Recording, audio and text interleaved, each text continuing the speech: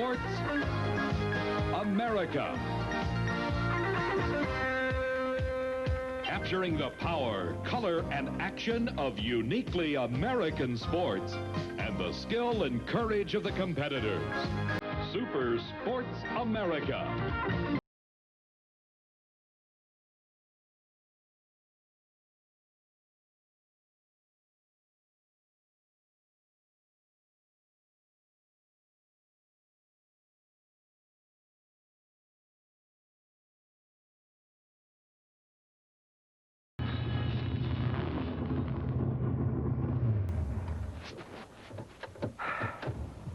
Hi, I'm Ed Bruce in Gainesville, Florida for the National Hot Rod Association's Gatornationals. We're going to be showing you special coverage of two very special classes, the top alcohol dragster and the top alcohol funny cars. You'll be seeing the fastest, loudest, smokingest cars come down that quarter-mile strip. And as a special treat, we're going to show you the coverage of the super gas cars, like this one here. Don't let the looks fool you. These cars may have bodies from the 50s and 60s and some even older, but they've got the engine performance of the 80s. Joining me and calling all the action today are two guys who know a lot about drag racing, Brock Yates and Steve Evans. Steve? Thank you, Ed. This is the quickest accelerating type of racing vehicle we're going to be seeing here today in Gainesville, Florida. It's called a top alcohol dragster. The wheelbase is some 24 feet. The chassis is tubular steel wrapped with a beautiful hand-formed magnesium body. The driver sits here safely encased in this steel roll cage. And behind the driver, more for safety than performance, is this huge fuel-injected, supercharged aluminum racing Hemi. We're talking well over 200 miles an hour in just 6 seconds. Brock?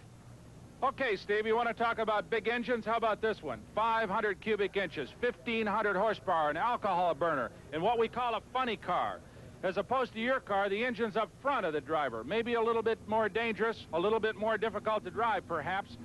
But the secret to a funny car is that it resembles, in some ways, an actual street car. This one, if you look closely, looks like a Pontiac Firebird. Well, let me tell you one thing. When you see this thing run on a quarter mile, it won't look like any Firebird you ever saw in your whole life. Wait till you see this baby go. An overflow crowd is jammed into Gainesville Raceway here in north central Florida for the annual Gatornationals. Anytime we cover the Gatornationals, we expect lots of excitement. But qualifying earlier in the super gas category gave us a bit more drama than even we bargained for. Watch the car in the near lane, a little Chevrolet Vega driven by a 19-year-old youngster from Ohio named Mickey Thompson, named after the famed Speed King from California. Halfway down the racetrack, Thompson starts having problems. He tries to correct the car. He possibly overcorrects. Then his problems really start to multiply. Unbelievable. It seems that it's going to roll forever. You have to remember that inside that car is a driver. Seldom, if ever, has a drag racing vehicle taken this kind of punishment.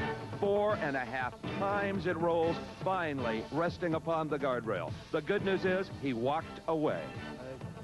I just remember heading for the right guardrail and trying to turn it back. That's all I remember.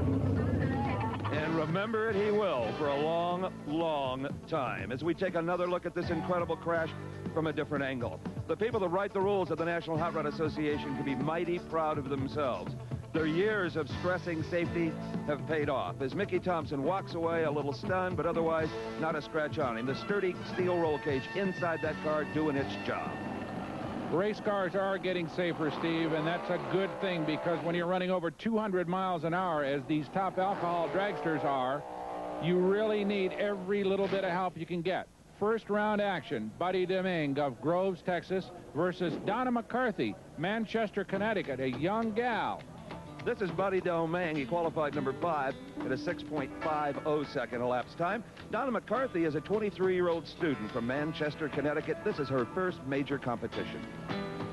Well, every time you see a gal climb into the cockpit of a rail dragster, you have to think about one name, and that's Shirley Muldowney, the great one, the great champion. And you wonder whether or not this little gal may be heading down the same road. Steve had a chance to talk with her earlier.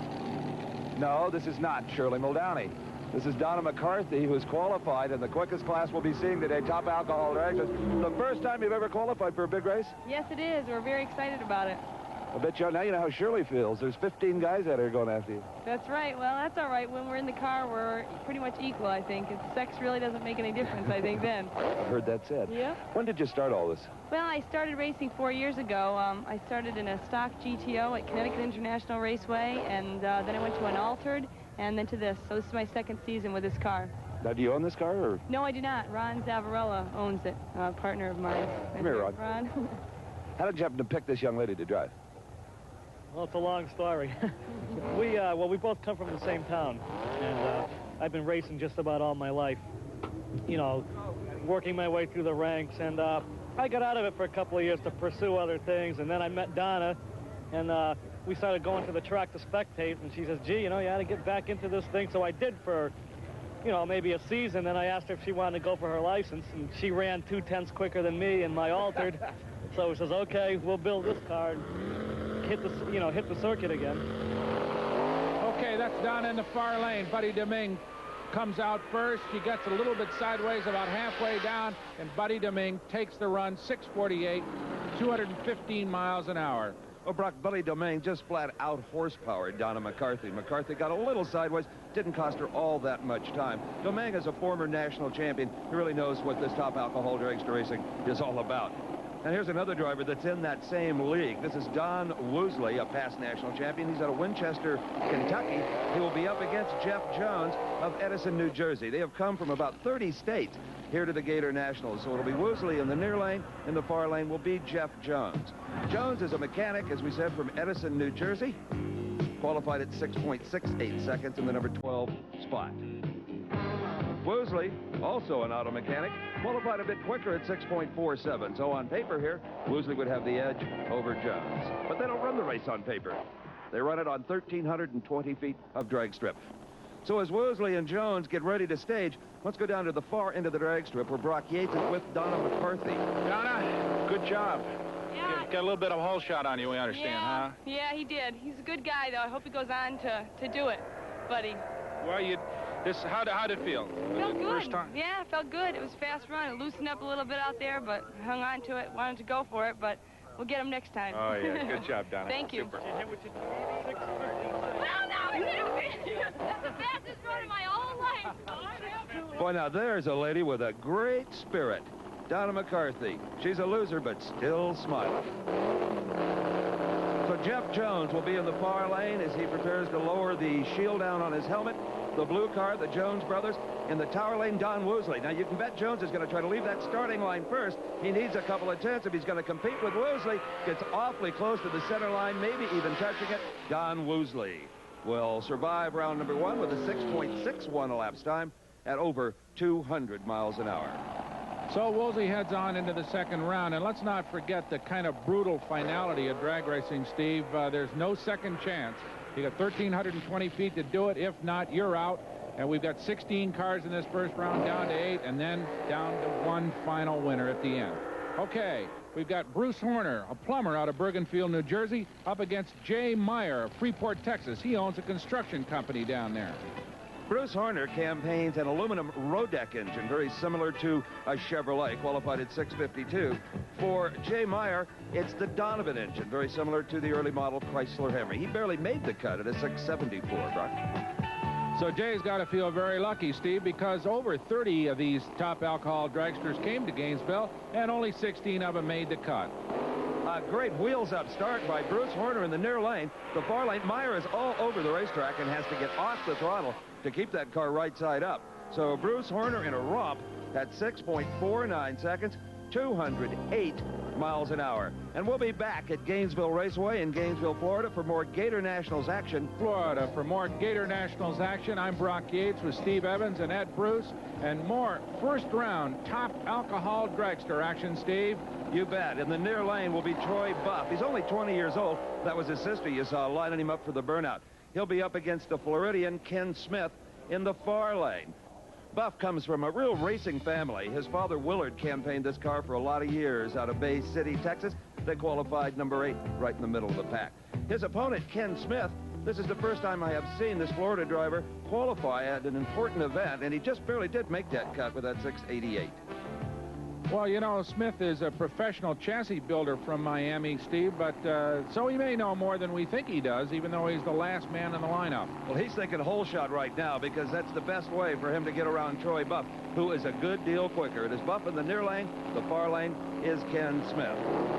They stage very carefully, bring the RPMs of the motor up, a blink of the yellow light, a flash of the green, and they'll be gone.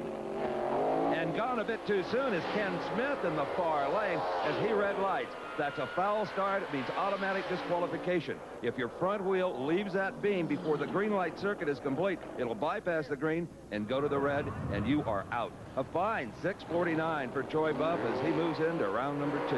Nice part about drag racing is that the timing and starting procedure is totally electronic, so there's no chance for human error in there, Steve. That's really very fair for everybody. And very necessary, Brock, in a sport of milliseconds. Our next pairing in the far lane will find this man, Tony Lebor of Fort Lauderdale, Florida. He's a mechanic. He qualified a Chevrolet dragster in this field. He will be up against, in the near lane, Ronnie Umbach from Cajun country out of Gretna, Louisiana, a past national champion. Lebor is yet to visit the winner's circle in major NHRA competition. And it's a good start by both drivers. Lebor has the edge right up to the starting line, but here comes Ronnie Umbach. It is Umbach out of Louisiana here in the near lane at a 6.64, 205 miles an hour. And boy, he didn't win it by much. Boy, he had that thing sideways most of the way down, too. That was a hard run by Umbach. And our next pairing will find yet another second-generation drag racer. That's Darrell Gwynn in the near lane. And his opponent in the far lane will be Mike Kosky. Kosky is an auto mechanic, a popular occupation, it would seem, in top alcohol dragster competition, from Cuddy, Pennsylvania. Backing up after the tire heating burnout, all of these cars are required to be equipped with a reverser. Here's Kosky, the number 9 qualifier, at 6.55 seconds. Now, the fellow that Kosky is racing is definitely the man to beat. The number 1 qualifier, Darrell Gwynn, and his 6:36 is an all-time alcohol dragster record. A lot of people are touting this young man as a future world champion, and he's always very quick to give credit to his dad, as you'll hear from a conversation I had earlier with him. Darrell Gwynn, they say the first round is the toughest. Is that true for you? Most definitely. We get by the first one. We feel like we won the race sometimes. The first one's just so hectic on all of us. But once we get past the first round, we feel a lot better.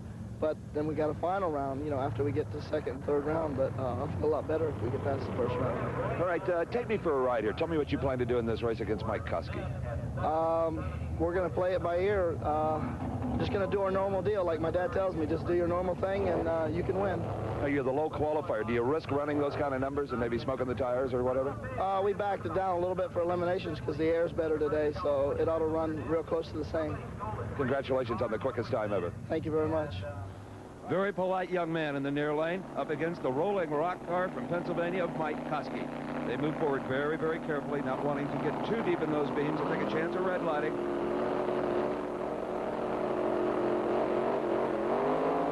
Right together. I couldn't discern any hole shot at all, but Darrell Gwynn has got his hands full with Mike Kosky.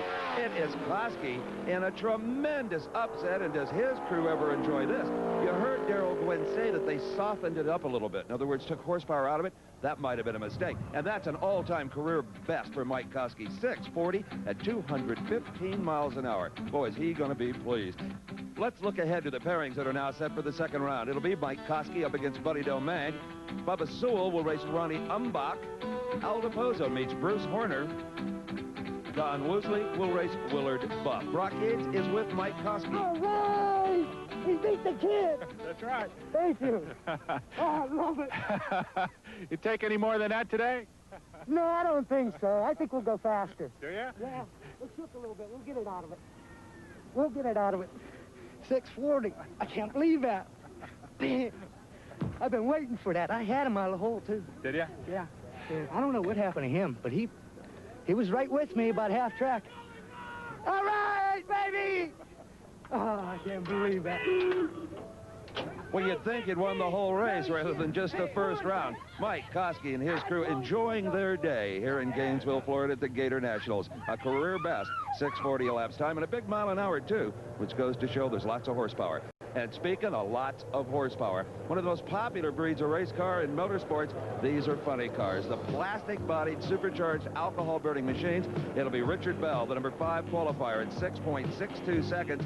And he will be racing Herb Rodgers, the first time he has ever qualified for an important NHRA national event at 6.91 seconds. So these are 200-mile-an-hour rockets as well. New Hampshire's Richard Bell in the near lane. The far lane, a Canadian driver. That's Herb Rodgers. And Rodgers moves too soon. A red light. He's disqualified. But I tell you, Richard Bell's not taking it easy. He might not have seen the red light in the other lane, but we see it on the Christmas tree starting system right now. So Bell advances into round number 2 with his Pontiac Trans Am, and we're set for our next pairing, Brock.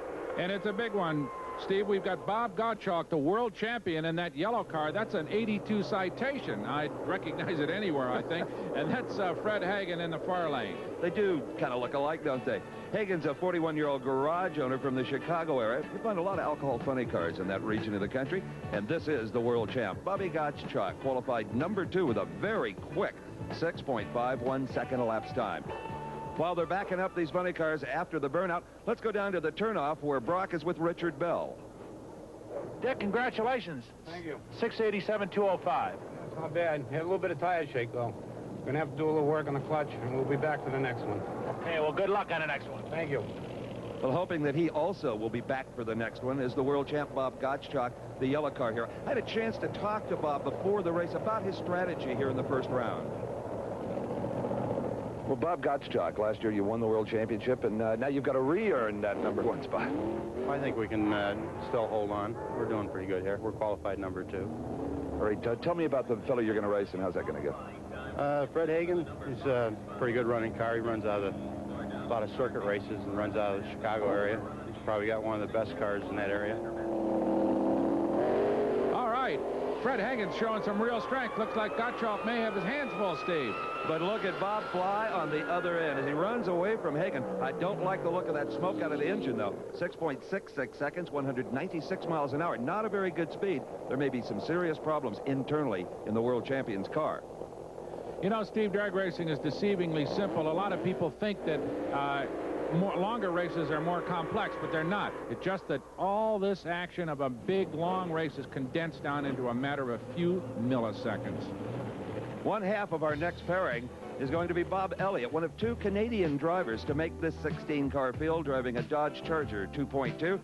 Opposite him will be Joe Comella, qualified number 15 at a not very quick 7.07 with his Corvette from Parma, Ohio.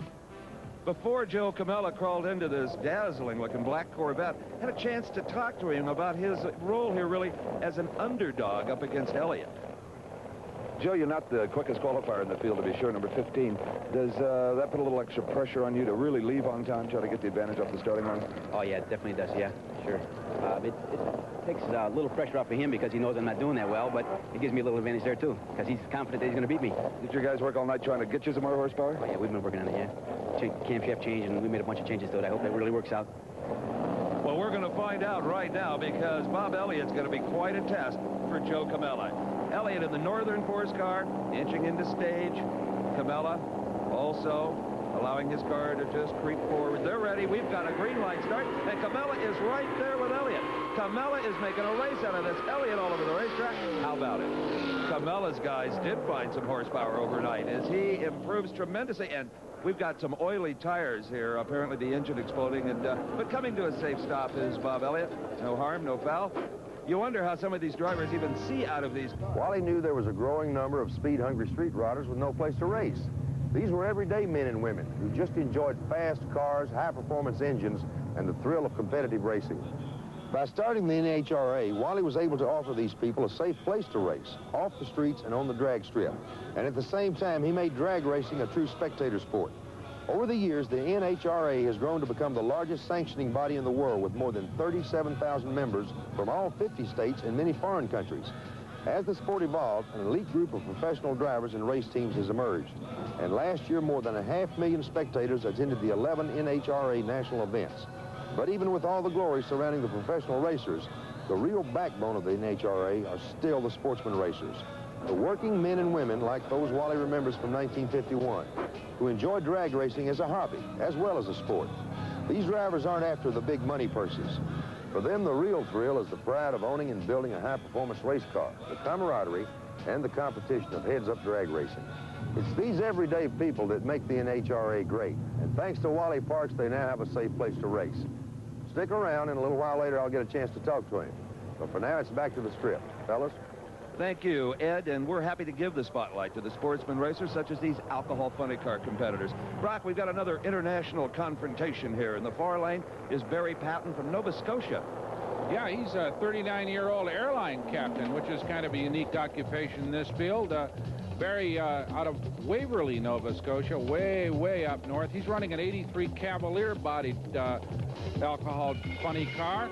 There's Don Gerardot. He's a familiar name in this sport. He's a speed equipment manufacturer in his 83 Camaro. Keith Black engine in that one, Steve. Gerardot is a former national champion, a former world champion. Here you see him pumping that hand brake, just inching that car forward to stage it. In the opposite lane is the gentleman from Nova Scotia.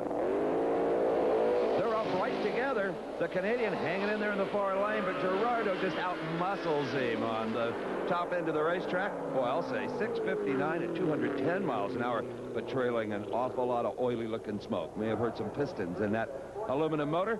So it's a long trip back to Nova Scotia for Barry Paton.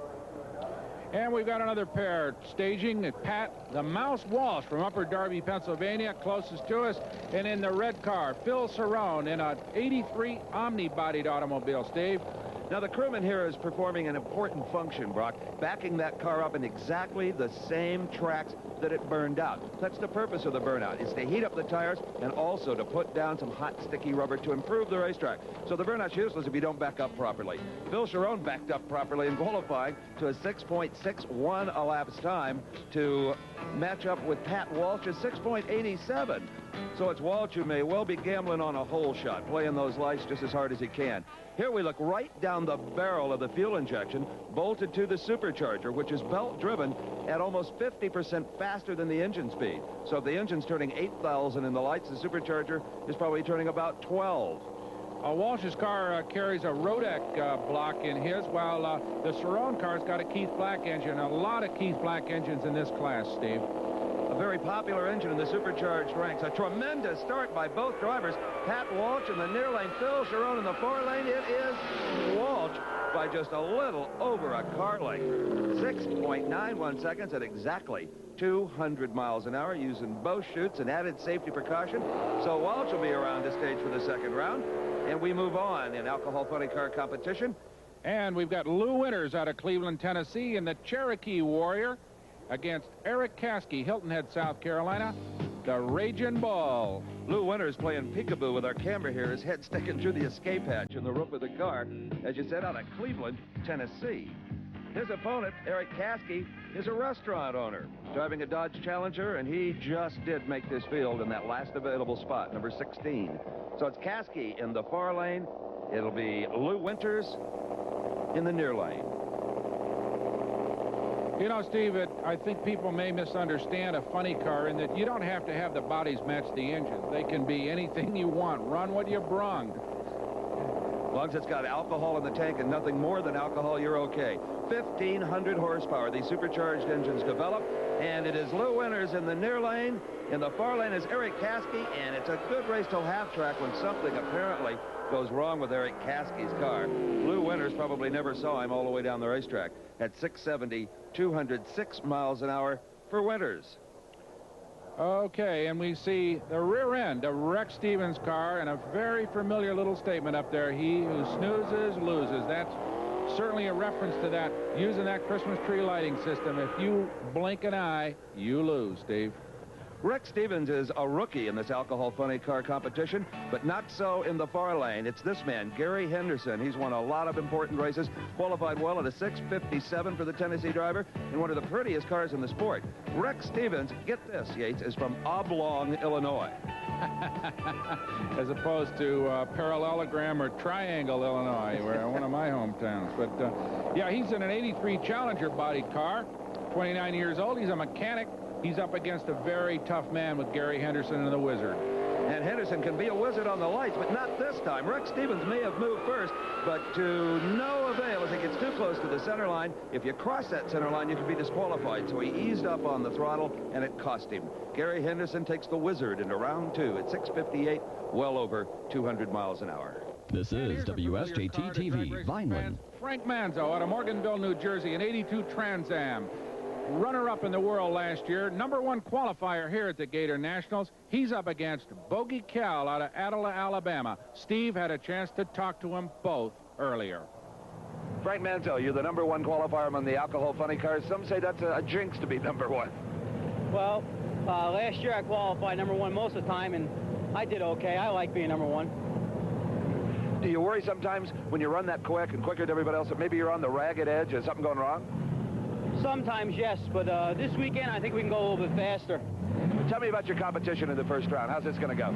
Well, Bogey Kell got a good car. He's a good driver, and you never know what could happen out there. It's, you know, it'll be a good drag race.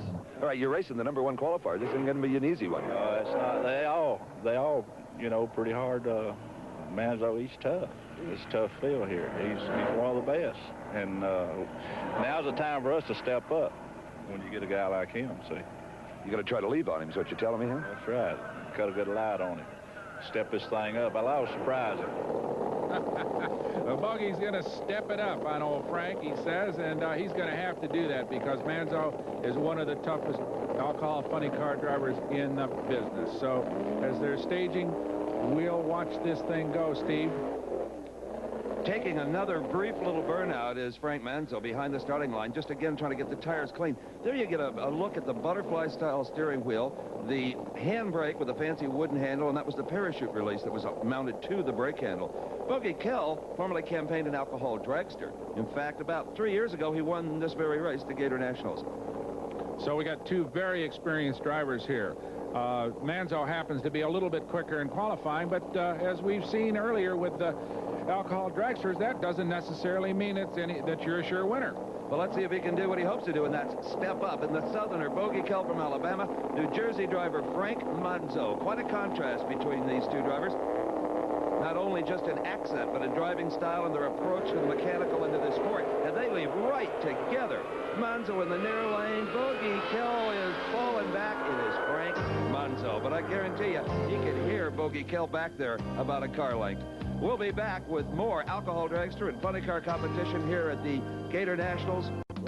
Steve Evans with Brock Yates and Ed Bruce. We're back again in Gainesville, Florida for the annual Gator Nationals drag races. Frank Manzo just set low ET among the alcohol funny car drivers, and Brock is with him now. Back at the best, folks. Race time for the professional category. Hey, Ace, good job. Low ET. Thank you. 649, 213. Thank you very much. A little nervous. First round jitters. Very, very nervous. For what reason? Well, it's the first race of the year, and we've been here 5 years in a row. Never got down the track first round. Always qualified good. Never be able to get down the track first round. Making up for a lot of lost time then. Oh, that's why I was so nervous. Good job. Thank you. So Manzo's victory completes the first round. Let's take a look at second round pairings among the alcohol funny cars. That man Manzo versus Bell. It'll be Gary Henderson up against Joe Comella. Bobby Gottschalk will race Don Gerardot. And it'll be Walsh versus Winters. We've seen the dragsters, we've seen the funny cars. Now we're going to shift gears in our competition. Ed Bruce explains. One of the more popular classes is the super gas category. The reason for the popularity is the wide variety of cars that run. I'm standing next to a 27T Roadster. And when this car races, it might line up against another Model T Roadster, or a chopped and channeled street cruiser from the 50s, or a pickup truck, or even a brand new Corvette. This is a wide open class, and since there are no rules on cars retaining their stock appearance, there's no telling what'll come to the line. To make the competition in this class fair, the NHRA has set certain restrictions, such as no superchargers and no nitrous fuels. These cars must run on gas or methanol. But the really interesting rule in super gas is the 990 limit on elapsed time. Any car which has an ET lower than 9.9 loses the race. If both cars break out or run less than 9.9, the slower car wins. At first, you might think this is a strange way to run a drag race, but it really helps the drivers control costs and promotes close racing. You see, once a driver gets his car in shape to run a 9.9, he no longer has to worry about spending time and money improving the engine's performance. The driver can now concentrate on driving skills and getting creative with the car's looks. And that's the real beauty of super gas. And if you're still concerned that 99 isn't fast enough, when these cars get to the end of that quarter-mile track, they're doing around 140 miles per hour, and that's moving. Well, Ed, they may not be the fastest cars in drag racing, but with their short wheelbases, they can be very difficult to drive, and trouble can happen at any moment, as we saw in super gas qualifying when Mickey Thompson took this machine for 5 barrel rolls, Brock Yates. Plenty dangerous, but also plenty safe because of good, solid NHRA safety construction rules, Steve. We're going to pick up super gas competition in the 4th round. We actually started with some 64 qualifiers, and that's been pared way down at this point. And here comes John Hobel out of Cincinnati, Ohio, Steve, in the red 78 Mustang. He's running a 316-inch Chevy engine in that car. And his opponent is going to be Mike Mazza. Mike from Mount Vernon, Ohio. Mike is a restaurant owner wheeling a 77 Vega. John Hobel is an electrician by trade and pretty typical of the amateur sportsmen that run in the supercast category. Hobel's 78 Mustang, too. Well, it'll look like a Ford to the fans, but it's got a Chevrolet motor under the hood. Again, the only qualifying component of these cars is that they have stock-appearing bodies of any vintage and that they run in that 990 breakout category. And they also perform the burnout ritual, Brock, but they're not allowed to go over the starting line. So they just sit back in the water. They have independent front brakes that they can push a button and electronically hold the brakes while they spin the huge rear slicks to get them good and hot and clean, as Mike Mazza is first to stage. So Mazza in the far lane, the near lane. John Hobel. We're in super gas competition, the first we've seen of it today. Mazza carries the front wheels away from the lights. Good close race, though, Steve Evans. That's right, and they're racing the clock as well. Remember that 990. Oh, Mike Mazza gets there first at a 989, 130 miles an hour. Now, that's under the 990, but Hobel ran even further under the 990, so Mazza advances. And the next race, Paul Reinford in a 65 Corvette versus Linwood Kraft in a 75 Colt. Linwood is a 43-year-old mechanic from Hollins, Vermont, and he has one of the toughest cars in the class to drive because it has a very short wheelbase and a very big engine. Paul Reinford, his competition, 41-year-old garage proprietor. They call him Moose. That's a pretty 65 Corvette he's driving with a 350 Chevrolet motor. They're really interesting cars as a class, Steve. Exactly how much would a man have to spend to get one of these ready to race? How much have you got? Anywhere from $2,000, $3,000 up to $25,000, depending on the caliber of machine you want to compete with. So the secret is to get down there in no less than 990. Got to feather foot it, Steve. That's part of the game, and Linwood Kraft does it nicely. He is closer to 990 with his 989. And our next pair will feature Johnny Lebor from Rome, Georgia, up against Doug Kirk. Doug Kirk is only 19 years of age out of Kermit, West Virginia, with a very nice 81 Camaro, the big block Chevrolet, over 450 inches. His opponent is Johnny Lebor from Rome, Georgia, 36-year-old speed shop owner. He's got another one of those hard-to-drive short wheelbase Dodge Omnis with a 440 motor. This is Lebor right here. Just all engine. Steve, that is a bunch of engine for a little tiny car to be carrying. Of course, it's running, the Omni is a front-wheel drive car. Normally, that's a rear-drive setup in that automobile. Absolutely right.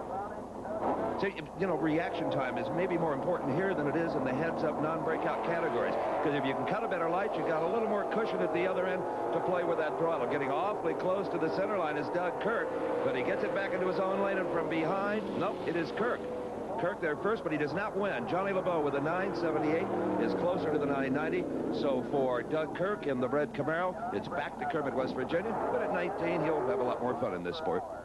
So we've had breakouts in the first 3 races. Let's see how Deet Buckner and Steve Cohen do in the next race. Deet Buckner is a 30-year-old full-time drag racer from Kennersville, North Carolina. He's got a 355 cubic inch Chevrolet in that 64 Corvette, Steve. He's racing this guy, Steve Cohen from Clearwater, Florida. He's got kind of a rare car, a 68 AMX. Remember those from the American Motors Corporation, Brock? But this has got an almost 500 cubic inch Chevrolet motor in it. Yes, sir, and a good, strong, solid race. Boy, we've had really close racing in all these super gas races so far, Steve.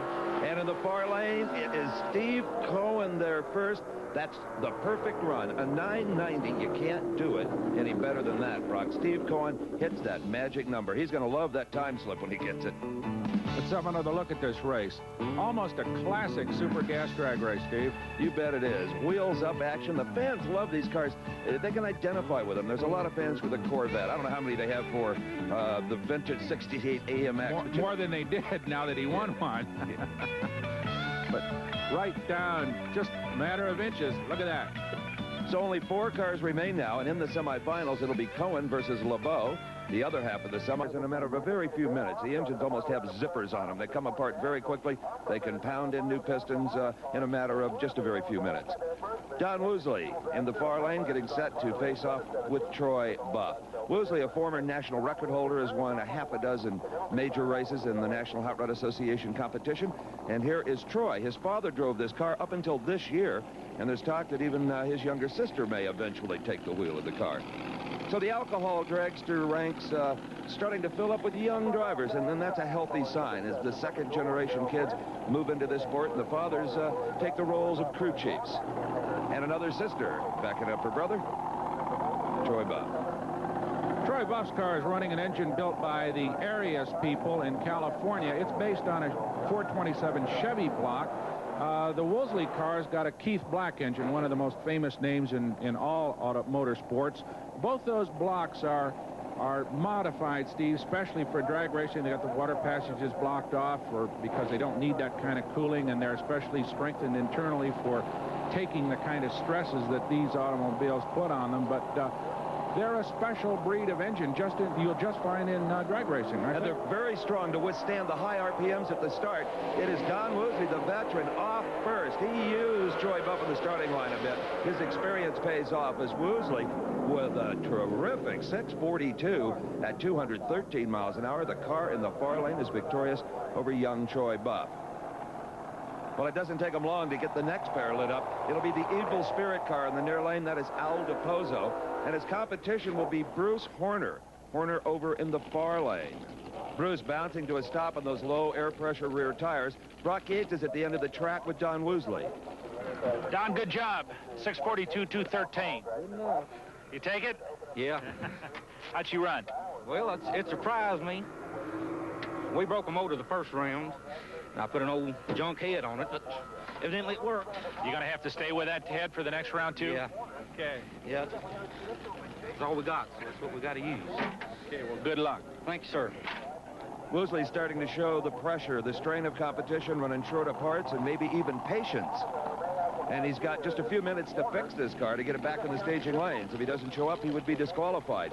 Now, disqualified because he lost fire is Bruce Horner. The engine died at the end of the burnout. And this is something you will see happen occasionally. If the driver stops the car too quickly, which Horner might have done, the fuel tends to want to run away from the high-pressure pump, and no fuel goes to the motor. Consequently, the fire goes out. So for Al DiPozo, it's a gift here in the second round. DiPozo in the near lane. And this is the second single run DiPozo from Northbrook, Illinois has had today. John Samalik lost fire against Al in the initial round. Now, Al qualified number 2 with a fine 643, but all he technically has to do here is get from the starting line to the finish line, just to keep wear and tear equal for all concerned. But I have a feeling that you'll see him make a full pass. They almost always will, just to make sure they still have the combination. So a very dejected Bruce Horner being pushed back towards the pit area where he'll load that car up and get ready for the next race on down the road. Al DiPozo holding that handbrake. The car straining against the brakes on 1,500 horsepower, and absolutely Al DiPozo is going to run at the full 1,320 feet with a 6.51 at 213 miles an hour. So even though he's had 2 gifts, he's still made 2 very strong runs. There's such a brutal finality about this sport, Steve. Here comes old Bruce Horner all the way down from Bergenfield, New Jersey. Loses fire at the starting line, never even really rolls a wheel. He's gone, he's out, he's finished. Well, Brock, you remember how excited Mike Kosky was after round 1? Well, here he is again. From Cuddy, Pennsylvania, Kosky in the near lane. His competition will be a tough Texan, Buddy Domingue. But first, it's Kosky coming into the water for the burnout. Look how the tires distort and grow on that burnout. Before we get to this race, as they're backing up, Brock Yates is down at the end of the track with Al DiPozo. Yeah, 651, 213. What do you think? That'll be all right. Did you let it all out? You'd run a little easier. Run it a lot easier. We burned a piston the last run. We thought it'd be all right. We burned a piston the last run. So we figured we'd just kind of save it since we got a lucky break. So you got a good round. You gonna think she ran good? No problem? Oh, yeah. She seemed good now. Now we've got a little oil leak here, but I think we'll fix that pretty quick. All right. Good luck. Thank you.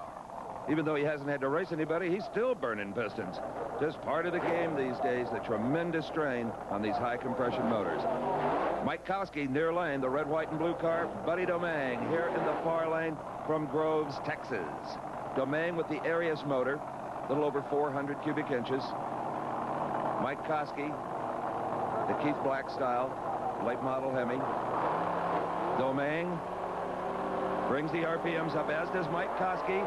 And away first is Buddy Domingue. Mike Kosky with the wheels in the air trying to catch him. And Domingue breaks something in the drivetrain. The rear end, the transmission, something went away. Mike Kosky comes from behind at 654, 187 miles an hour.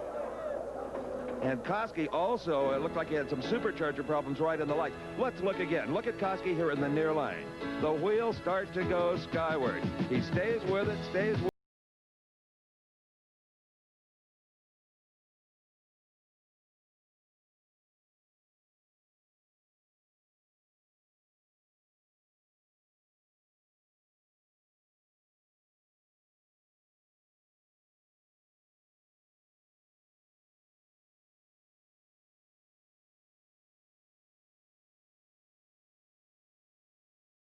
Think you hurt bad or not? No, I don't think so. Just as long as the manifold can be fixed, that's all. Yeah. Okay. Just move it forward a couple inches. Huh? No, I had a back pedal, and that's when she let go. Oh, yeah? Yeah, I was about 4 foot in the air, about all the way through first gear. I don't know if you've seen it down here. Oh, we couldn't see it, but it sounded pretty hairy. Oh, well. You're going to be okay. I think so. All right. We're going to try. Probably felt like 4 feet in the cockpit. Here's the pairings for the semis. Mike Kosky against Bubba Sewell. Al DePozo races Don Woosley. And more alcohol funny car action as we see Joe Comella out of Parma, Ohio, stage his 81 Corvette. He'll be running against Gary Henderson out of Memphis, Tennessee, in an 83 Omni with a Keith Black engine in it. Steve Evans. This is second round competition. What a beautiful car. The Wizard, owned by Tom Ockers. Very creative paint design, always immaculate. The polished supercharger. And away first is Henderson. Comella is into the guardrail. Just grazes it, keeps the car right side up. Gary Henderson, who had a tremendous reaction on the starting line.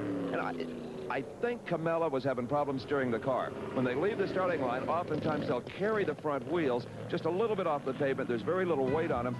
And even though Joe was steering hard to the left, the car at this point just has a mind of its own. Maybe a pound or two more air pressure in one tire than the other causes it to go to the right. And even though Comella steers to the left and his foot's still on the throttle, boom, into the guardrail. But the fiberglass bodies are pretty easily fixed. And coming out of the car is the victorious Gary Henderson after a fine 655. Brock is there. We got you at 655, 210. About what you expected? Yeah, that was a little bit better. I'm hoping to pick it up a little bit more. I'm bringing the motor up a little bit now. The track's getting a little better up there. How is the track feeling after the run? Super. Does it? Them guys in front of me, I believe they're going to lose the soles off their shoes up there next. Okay. You got a little oil in there. Any problems at all, real? No, it's got a little bit of blow by, and without the outside breathers, it just kind of blows out. So it's no problem, no. Okay, good. Thanks. Okay. Gary wasn't kidding either. We've seen a lot of shoes stuck to this starting line throughout the weekend. Here is Don Gerardot, a former world champion. He's up against the yellow car in the left or far lane, the reigning world champion. That is Bobby Gottschalk, driving the Bob Schmidt Chevrolet entry. Now, last year, Gottschalk accumulated more points on the circuit than any other driver, and he proudly wears that number 1 on the side of his car. It's been a number of years since Don Gerardot was world champion, but he has still been very competitive on the circuit. And away first is Bob Gottschalk in the far lane, the yellow car. Gerardot challenging, but he doesn't have enough muscle. On the far end of the racetrack, it is Bob Gottschalk at a 6.62. That's really a little off the pace for the world champ at 206 miles an hour. And back at the starting line, already rolling into the water to start the burnout procedure is Lew Winters. Lew will be up against Pat Walsh. This is the furthest either of these drivers have ever gone in big-time competition. Brock is with the world champ. Last time we saw you, had some problems. To get it all fixed, huh? Yeah, we had to change a piston and do a couple valves. I think we're in there. You feeling good now? Oh, yeah. Okay. Feeling great. Car running strong? Good to me. How's the racetrack? A little shaky. Not bad. Not bad. All right, thanks. By shaky, he meant tire shake or car shake, and sometimes that comes from having too good a racetrack. So it is Pat Walsh in the U.S. mail car in the far lane up against the beautiful red machine of Lew Winters. One of these drivers will advance to the semifinals. As they bring the RPMs up, they have to change gears twice down the racetrack, but it's a simple matter of pushing a button with these type of transmissions. Lew Winters launches harder. Pat Walsh trying to stay with him in the far lane, but can't do it. It is Lew Winters all the way at 6.70. Lew's going to have to find a couple of tenths of a second if he's going to be competitive in the semis. 2 tenths in this sport is 4 or 5 car lengths. We've seen 40s and 50s. That is the pace. Frank Manzo, the number 2 car in the world, will soon be punishing those rear tires with the burnout, laying down some hot, sticky rubber as he hopes to defeat Richard Bell and the Bell Boys from Nashua, New Hampshire, the yellow car in the far lane. Right now, Brock Yates is with Lew Winters. Hey, Lew, I got 672.07. Feeling good? Car run good? Yeah, it run real good. We got a little bit of shake, but I think we can get it back on it. All right. I hope. Okay, good job. Thank you. That hatch, you see Lew Winters sticking his head through, is mandatory in this kind of competition. An escape hatch should the driver have some problems with fire or whatever. The Bell Boys. This is by far the best they have done in national event competition, but they're up against one of the best, and they know it. Frank Manzo here in the near lane. A pair of Easterners hoping to get to the semifinals.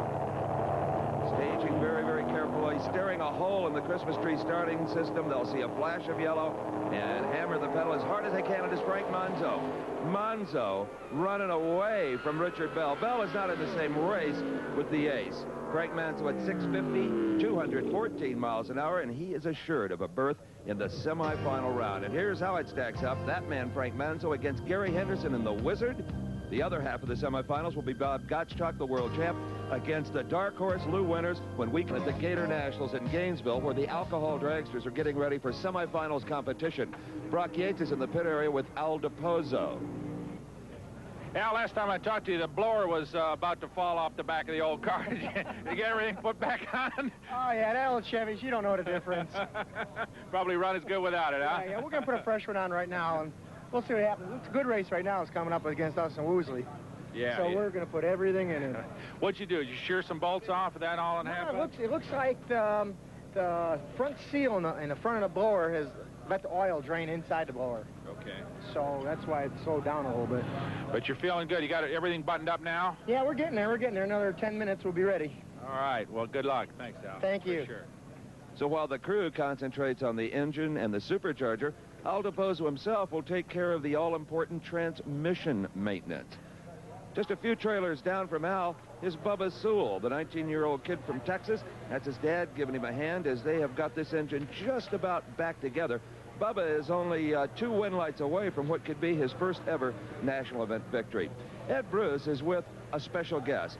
In fact, the man that invented this sport.